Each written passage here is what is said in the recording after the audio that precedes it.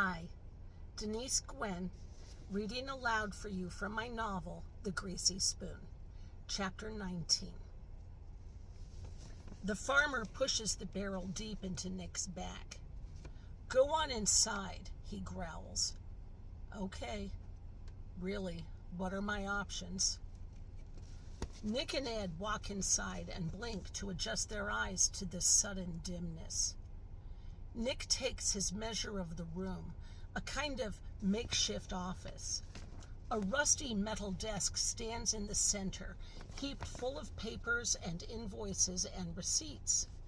In the corner stands a metal chair, with the tatting in the cushioned seat all ripped to pieces and torn. Against the far wall stands a bookcase, with ledgers and binders stuffed into it any which way, and right there, perched on an unoccupied corner of the desk, is a princess-style landline telephone, in pink. Everything has a patina of dirt on it, and an enormous glob of some strange-looking brown substance has hardened on the desk close by the phone. The 6 of them stand there. "Well now," Jeb McAllister says, and herks back a wad of phlegm and spits it directly onto Nick's left shoe. Nick does not move. "Seeing as how you boys think you know all there is to managing a profitable hog slaughtering operation, we figured you might want to go through the factory yourselves and show us how we can... How'd he put it, Clem?" Jeb looks to the farmer who spat onto Ed's pants leg, and Nick takes note. It might be helpful to know the names of the last 2 farmers. Then again, it may all be for naught. Clem clears his throat. "We need to fine-tune and streamline the rendering process." "That's right," Jeb says with satisfaction. "We need to fine-tune and streamline the rendering process." Jeb Jr. snorts.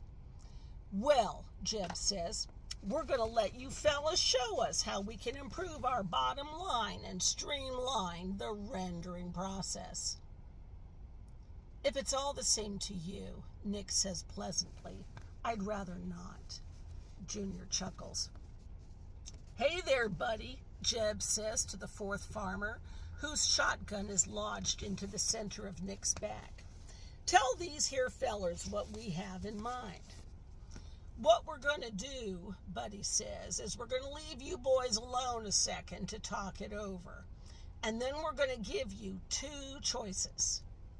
Cradling the shotgun in the crook of his arm, Buddy holds up one gnarly finger. The middle digit on the left hand is missing, cut all the way down to the stump. "Choice number 1. We shoot you dead right now and take your bodies back to town tonight. Under cover of darkness," Junior adds. "Yep," Buddy agrees, "under cover of darkness. And then we'll drop you 2 off into the trunk of that fancy car you rode up to the courthouse in today." "Security cameras?" Nick asks. Jeb's eyes narrow. "There ain't none back there." "Yep," Clem says. "Why, they don't even got the cameras fixed on the back door to the courthouse, coming in or not. You boys done parked your fancy-ass car real good for us," Jeb says. "You couldn't have parked that car of yours any better if we'd asked you." The farmers chuckle. Unperturbed, Ed asks, "Aren't there security cameras all around the courthouse?" Junior slaps Ed across the jaw. "You dumbass! There's only at the front of the fucking courthouse. Now shut your jaw!" Ed massages his jaw and glances at Nick. Nick knows what the look means. It might explain why nobody came to our aid. The thought arises unbidden into his mind. Then again, perhaps nobody cared. Jeb places a restraining hand on his son's shoulder. "Easy now, son." "Choice number 2?" Nick asks. "Choice number 2, Jeb says. You two go through the slaughterhouse with all the other hogs. Jeb Jr. interjects. Hogs! Ha! They're hogs too, Pa! And the first one that makes it through gets to walk out of here a free man. Ah. What happens to the second man? Ed asks. Jeb chuckles. I don't think either one of you fellers is ever going to make it through alive, in one piece for that matter, so why we're even making the offer is beyond me, but my son suggested it.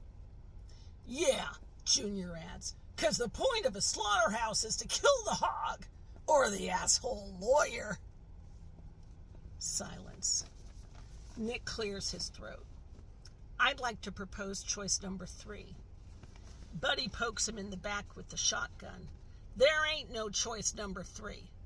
Choice number 3, Nick says. You let us walk out of here alive. You escort us back into town, deliver us to our car, and we'll leave. Buddy scoffs. And when we get back to our office, we'll sit our client down and we'll make him give you guys new contracts under much better terms. Yeah, Ed adds, where we take out the land forfeiture provision. Nick looks at each of them in turn, ending with Clem. And while I don't remember your last names right now, Buddy and Clem, I did notice you two sitting in the courtroom this morning. And I'm sure you came down there for more than providing emotional support for Mr. McAllister and his son. Clem and Buddy stare at him, so he keeps on talking. I'm sure you've got a contract with Happy Hog Farms too, elsewise, why are you here? I'm pretty sure you're looking at forfeiture as well, and I've never liked that provision. And here he glances over at Ed. And I don't think my friend likes it either. Ed nods. Yep, I don't like it neither. And so, Nick finishes, I think the client should change it. Jeb tucks his hands inside his front jeans pockets. Huh, will you listen to him? Yeah, Junior says. Now all of a sudden you're negotiating? I mean it, Nick says. I don't like that provision. I've never liked it. I think it's unduly burdensome and unfair. Ed turns to Clem. What's your last name, sir? Clem glances at Jeb, looks away. Albaugh. Clem Albaugh, Ed says, glad to meet you, and holds out his hand. And your last name? Nick asks Buddy, turning slightly, but not so much as to cause Buddy to think he's trying to avoid the barrel of the shotgun that's forming an impression on his backside. What's your last name, sir, and the name of your farm? It ain't none of your fucking business, son, Buddy says. He lifts up the butt of the shotgun and cracks Nick across the head with it, and Nick goes down.